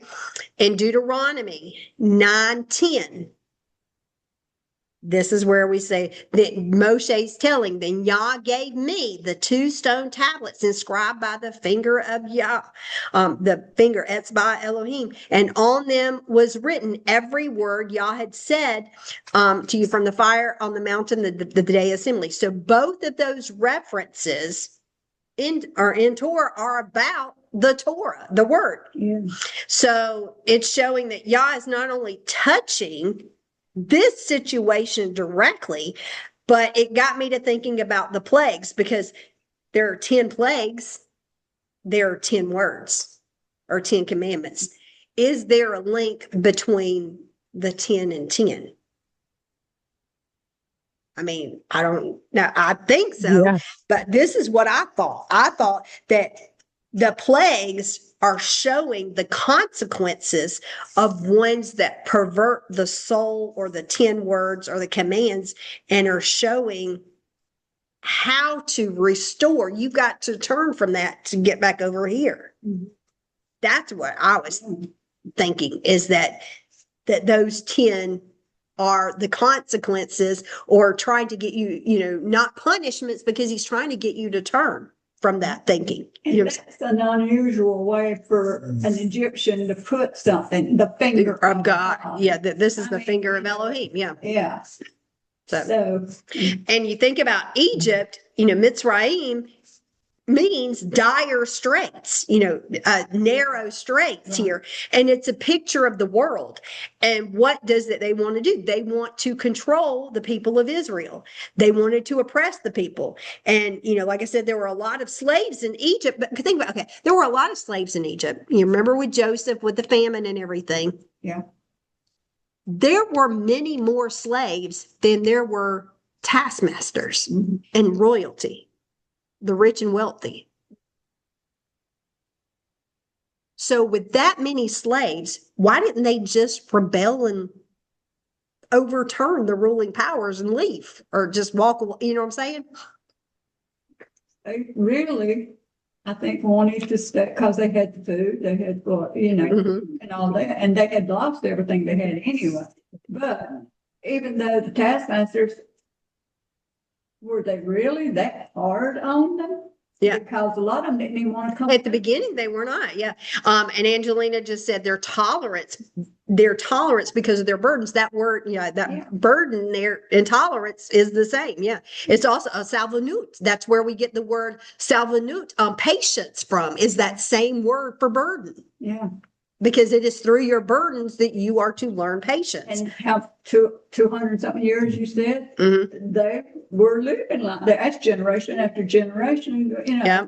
And, so I thought about this, why didn't they leave? And I think at this point, it became because of fear. Because at the beginning of their slavery, or not even slavery, but at the beginning when they came into Egypt provided and took care of them. Right. Yeah. And then slowly we had the manipulation and the fear and the control creeped in. Well, what is the fear now of the Jews? Is the Jews are multiplying, getting more and more people. Yeah. And the nations are wanting to get rid of them. Yeah. And it is that mindset. There was more and more Jews. You remember the Yeah, he blessed them. It's all about a spiritual thing. Yeah. It's not, it's, the land is important, everything, but it's about spiritually, about good and evil, God and darkness. It's always been, it's just that it's where in the land of Israel, it's where Yah, gave them this land. It's where we believe the Garden of Eden was. Yeah. So everything comes back to, it's spiritual. It's a spiritual thing. Yeah. It's good against evil, and that's always going to be. And it's that mindset, because you think about it, it's that mindset that they couldn't do anything. You think about when the Holocaust, when they started first rounding them up, not even before the death camps, when they started writing for the for the ghettos. Yeah. What did you say the other day? Their whole mindset was, people aren't really that evil. That's not really going to happen. They, Yeah. they didn't believe the stories they were hearing. They didn't believe the atrocities. Now it is the other way around. They know for the most part what evil can be done to them. Right. You know what I'm saying? And it's, It begs the question with Pharaoh and given, talking about Yah giving them the ability to turn around. yeah, But we say that, but Yah said that he is the one that hardened Pharaoh's heart. right. Pharaoh didn't have the ability to turn around. Well, at first, Then. when you look, a lot of Then. times where it talks about that Yah hardened his heart, Yeah. it is not the word hardened, like cachet, to harden. It is actually the word hazak, which is strengthen. Mhm. That Yah strengthened his heart to reveal what was inside of his heart. Yeah. Then And then at the end, he was like, okay, I'm going to harden it. And it's, he is not going to, first, I'm going to harden it because I want to do these plagues to Right. reveal. But Absolutely. then after the first couple of plagues, he started strengthening Yeah. his heart. That pride strengthened and said, I'm God. Yeah. I can do this. Just like Satan did, God knew what he was Mhm. going to do. So he waited till he got, to Yeah. that position, and then he He shut it down, because he knew. I mean, God's all Yeah. powerful. And same thing with Pharaoh. He was giving Pharaoh, okay, but Yeah. Angelina said he will give us over to the desires of our heart at a certain point. Yep. yeah. And he's not gonna make anybody come to him and Yep. love him Yep. or tell him that. That's, we have free will. Yep. Yeah. We all have free wills. And so Yah is going to once again prove his existence and move on behalf of his people and gather them out of Egypt. And these plagues caution us not to conform or assimilate or embrace the things of the nations or these sins and to look at our hearts. It causes us to, basically reflect on what's happening and realize who is really in control. And so, it's a warning for us to let us have ears, especially in these days ahead. So that's what I did for these in this parsha, looking at the plagues. And I know that was It was good. 7 plagues, but More formative than the last time you did it, Yeah. because I have your thing. And so this was really good. I mean, comparing, Yeah. So anything you guys want to bring up? still awesome. Yeah, they're still there. It's just quiet now. And they were putting stuff in the chat, but I was like, okay. Okay, so I guess not. Then we'll get ready for the prayer. Oh, Do what? I said, we'll get ready for the prayer. Yeah. If everybody will, get ready for the blessing.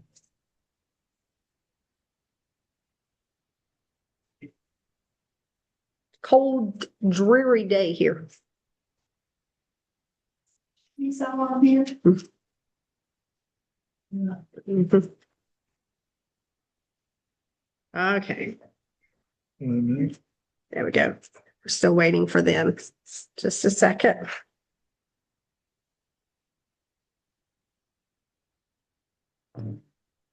Okay, you ready? Yeah. Okay. Amen. Yevireka ka Yahava virishmei reha Yair Yahava penava Ileka vehuneka Yesayahava penavimeka Vayeshim leka Shalom. May Yah bless you and keep you. May Yah make his face to shine on you and show you his favor. May Yah lift up his face toward you and give you peace. B'Shem Yeshua HaMashiach, Sar Shalom. Go in peace. Amen. Shabbat shalom, Shabbat shalom, Shabbat, Shabbat, Shabbat, Shabbat shalom, Shabbat shalom, Shabbat shalom, Shabbat, Shabbat, Shabbat, Shabbat shalom, Shabbat, Shabbat, Shabbat, Shabbat shalom, Shabbat, Shabbat, Shabbat, Shabbat shalom, Shabbat shalom, Shabbat shalom, Shabbat, Shabbat, Shabbat, Shabbat shalom. You know, this is kind of a lesson. You know, one thing, it says who God loves, he disciplines. And I hope he don't have to discipline me with fleas or lice or anything that I can live. We all can live a good enough life to where we know we're going to make mistakes. Sometimes we know we're not perfect, but it's our lifestyle. It's what counts before God. The word says at the end, even Revelation, a couple more places, he says, by your actions are you going to be judged. It's not going to be what we say. Oh, I'm a great Christian, or I'm a Christian, or I'm this, or I'm that, or I did 10 Hail Marys, or I did all this. It's going to be how you even half the time believes yeah, in him. yeah, how you walk your life out, and are you separate from the world, how they speak, how they walk, how they talk. And, you know, that's what, you know, counts for God, is how our actions. So, you know. One thing I just thought about, you know where we are in this picture? I just never realized the picture I put up there. Yeah. Where is that? Yeah. The Hinnon. Yeah. Yeah, we're in the Hinnon Valley. We're in the Hinnon Valley. We're actually in this picture sitting in the Hinnon Valley.